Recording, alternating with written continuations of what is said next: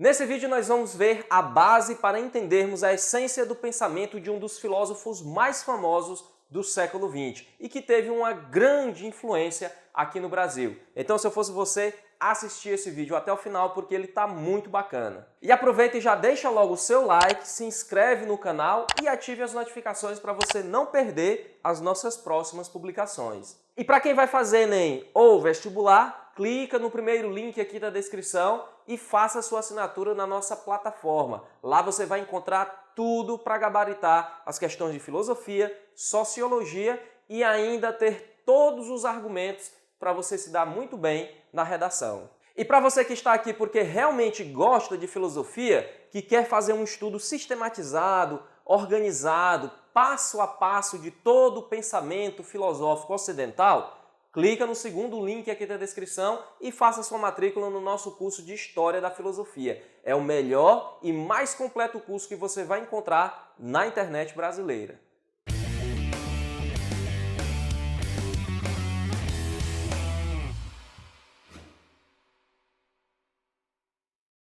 O Michel Foucault foi um filósofo muito famoso no século XX, não só por causa da sua obra, mas também porque ele era, assim como Sartre, um filósofo ativo. Ele dizia que não queria ser um filósofo de gabinete, que ficasse apenas teorizando sobre a realidade. Ele queria influenciar aquela realidade e, quem sabe, modificá-la. Por isso, ele participou de muitos movimentos sociais que defendiam causas que ele acreditava que eram justas. Ele nasceu no interior da França em 1926 e, apesar de ter crescido em uma família de classe média alta, a juventude do Foucault não foi nada fácil. Primeiro porque ele nasceu em uma família de médicos, o pai dele era médico e os dois avós dele eram médicos, o pai do pai dele e a mãe do pai dele. E então o pai dele também dizia que ele iria ser médico porque o Foucault era muito inteligente e sempre foi um dos melhores alunos da sala. Só que o Foucault chegou para o pai dele e disse: olha, eu quero estudar filosofia, psicologia, história, eu não quero nada com medicina. E aí vocês imaginem a confusão que foi na casa do Foucault. Outra coisa foi a sua homossexualidade. Se hoje os indivíduos e as famílias têm dificuldade de lidar com essa questão, imagine naquele tempo. E então, diante desses e de outros problemas, aos 22 anos de idade, o Foucault tenta tirar a própria vida. E a reação da família dele foi uma reação típica da época. Manda internar o Foucault em um hospício, dizendo que ele só podia estar era maluco. Bom, mas apesar de tudo isso, ele consegue dar a volta por cima, se forma em filosofia, em psicologia e cria um dos pensamentos mais originais e radicais do século XX. Tão diferente de tudo aquilo que existia, que ele não se encaixa em nenhuma escola filosófica de pensamento. Ele não se encaixa na fenomenologia, nem na filosofia analítica, nem no existencialismo, que era muito forte na França da época dele. Ele mesmo dizia que o pensamento dele era muito diferente para ser rotulado, para caber dentro de uma determinada caixa. Teve até um tempo que ele reconheceu ser um estruturalista, mas aí posteriormente ele pensou melhor e disse que o pensamento dele também não se encaixava no estruturalismo. De toda a sua produção intelectual, nós podemos destacar algumas obras que são fundamentais para nós entendermos o pensamento do Foucault, como A História da Loucura, de 1961, O Nascimento da Clínica, As Palavras e as Coisas, A Arqueologia do Saber, o famoso Vigiar e Punir, de 1975, e depois A História da Sexualidade, que é dividido em 3 volumes. O primeiro publicado em 76, A Vontade de Saber, e os 2 últimos publicados no ano da sua morte, 1984, que são O Uso dos Prazeres e O Cuidado de Si. E aqui, apesar de toda a originalidade, a especificidade, a peculiaridade do pensamento do Foucault, nós podemos classificar a trajetória intelectual dele em 3 fases. A primeira, a arqueologia, onde ele vai estudar o saber, a produção dos discursos. Depois nós temos a genealogia, onde ele vai estudar o poder. E posteriormente nós temos a ética, onde ele vai estudar a constituição do sujeito ético. E em cada uma dessas fases nós temos as seguintes obras: A arqueologia, nós temos aqui, ó, da história da loucura até a arqueologia do saber. Depois, na fase da genealogia, nós temos Vigiar e Punir e o primeiro volume de da história da sexualidade, que é a vontade de saber. E por fim, na fase da ética, nós temos como destaque o uso dos prazeres e o cuidado de si. E aqui a gente tem que deixar bem claro uma coisa que o próprio Foucault nos diz. Ele nos diz que não é porque ele trata mais aqui, ó, do saber, aqui do poder e aqui da constituição do sujeito moral, que ele não, já desde o início, aqui na fase da arqueologia, não tratasse dessas três temáticas em conjunto. Tanto aqui na arqueologia, ele já tratava essas três temáticas, bem como aqui na ética. Não tem como ele falar da constituição do sujeito moral sem falar dos discursos de saber e sem falar também das relações que existem entre esses discursos e o poder. E ao olharmos para essas três fases do pensamento do Foucault, nós percebemos uma grande influência do autor da genealogia da moral. Apesar do Foucault ter tido uma grande influência do Marx e do Freud, é o Nietzsche que vai influenciar de uma maneira muito grande o pensamento dele. Bom, na primeira fase do seu pensamento, Foucault nos diz que cada época da nossa cultura é regida, é regulada por estruturas de saber. E são essas estruturas que vão moldar a forma que os indivíduos pensam, sentem e agem. Se nós quisermos entender determinada época de determinada cultura, nós temos que entender as estruturas de saber que regulam aquela cultura. Essas estruturas de saber ele também chama de estruturas epistêmicas ou simplesmente de episteme. E episteme, segundo Foucault, nada mais é do que as relações que existem entre as ciências humanas, entre si, e as ciências humanas e as ciências naturais. Ele nos diz, por exemplo, que nem sempre nós tivemos essa visão matematizada da realidade. E então, quando a gente não tinha essa visão, nós pensávamos, sentíamos e agíamos de uma determinada maneira. Quando nós passamos a ter essa visão da realidade, nós tivemos outra forma de pensar, sentir e agir. Da mesma forma aconteceu quando nós tivemos a inserção do método científico nas ciências humanas. Antes disso acontecer, nós tínhamos um episteme. Depois disso, nós passamos a ter outra. Ou seja, antes disso acontecer, nós tínhamos uma visão da realidade. Depois que isso aconteceu, nós tivemos outra visão da realidade. E pessoal, quem estuda a relação que existe entre todas essas ciências é a arqueologia do saber. Segundo Foucault, essa é a melhor maneira que nós temos de estudar todas essas relações entre essas ciências.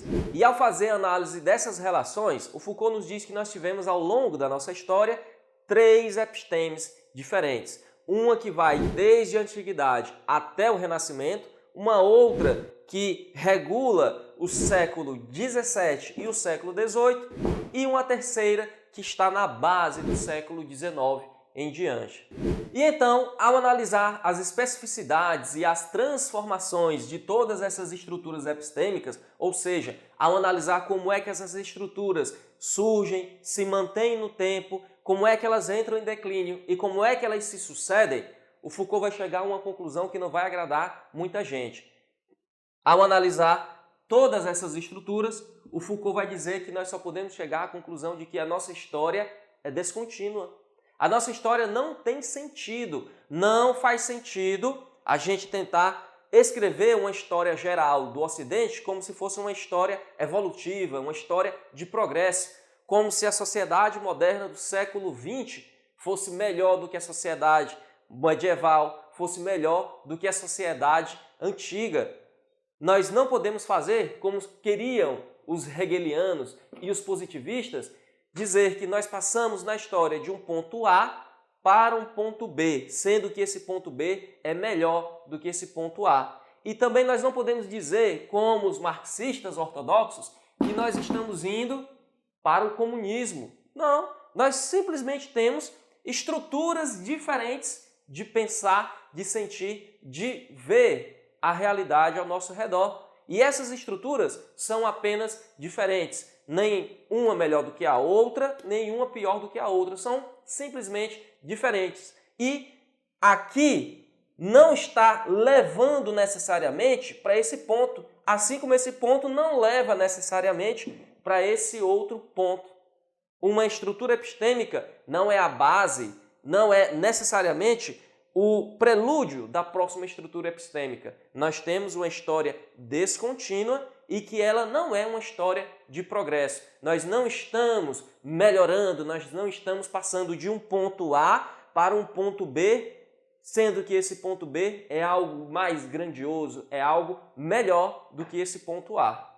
E um outro ponto inovador e original que nós temos no pensamento do Foucault é a análise que ele faz do poder. Segundo ele, nós pensávamos que o poder era fundamentado por saberes constituídos que nós tínhamos como verdades, que fundamentavam as nossas relações sociais. Como, por exemplo, era uma verdade absoluta, um conhecimento constitutivo da nossa sociedade, que o poder do rei se origina de uma vontade divina, que o rei deve reinar porque Deus assim quer.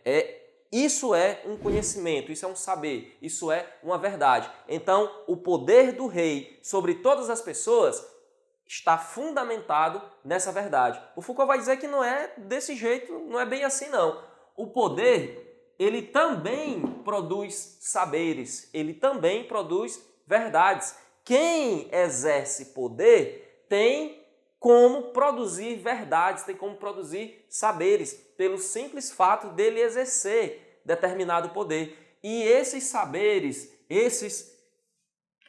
essas verdades produzidas pelo poder, elas também acabam fundamentando esse poder, como se fosse um círculo vicioso. E outra coisa também muito importante,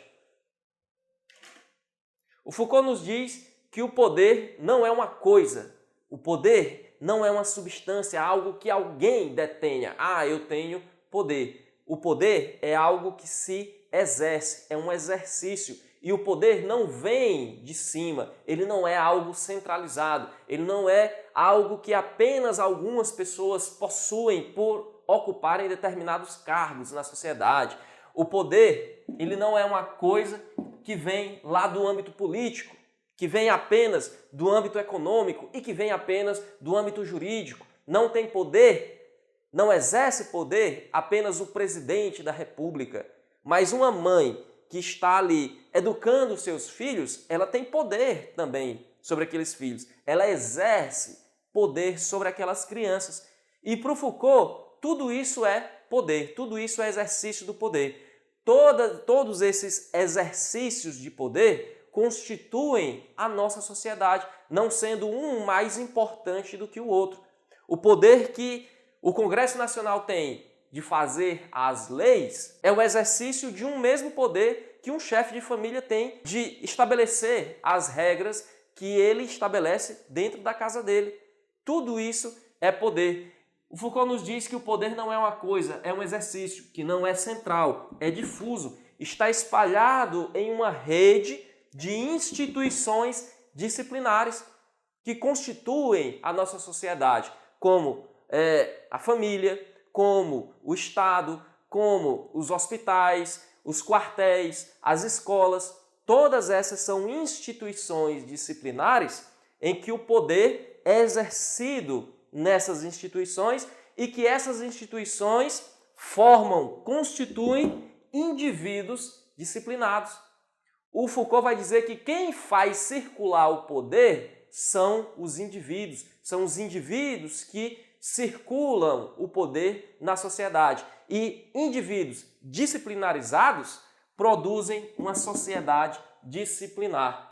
Então, pessoal, para o Foucault não existe ninguém que não exerça algum tipo de poder. E isso acaba indo de encontro ao pensamento marxista que diz que nós temos uma classe superior, uma classe dominante que exerce poder sobre a classe inferior, que é totalmente destituída de poder. O Foucault diz que não é bem assim e isso causou muitos atritos entre o Foucault e os marxistas.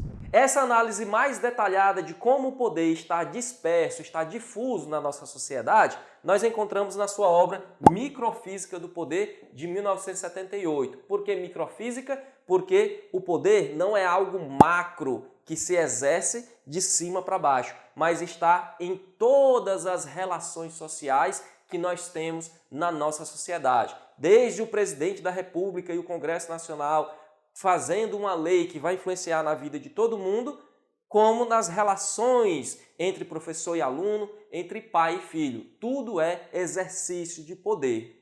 Bom, pessoal, isso é o essencial para nós entendermos melhor o pensamento do Foucault. Quando vocês forem ler alguma obra dele, vocês já vão se situar em que fase do pensamento dele ela foi produzida e o que ele trata nela de uma forma mais específica. O Foucault foi um filósofo de renome internacional e que teve também uma grande influência aqui no Brasil, como eu já falei antes. Ele deu muitas palestras aí de 1965 até 75 lá na USP e, como a gente sabe, a USP foi assim o centro formador da intelectualidade brasileira. É por isso que ele tem tanta influência aqui no Brasil. Se você quiser se aprofundar no pensamento do Foucault e na história da filosofia de uma forma geral, clica no segundo link aqui da descrição e faça sua matrícula no nosso curso de História da Filosofia. Eu tenho certeza que você vai gostar. Dúvida nos comentários. Eu vou ficando por aqui. Um grande abraço e até mais.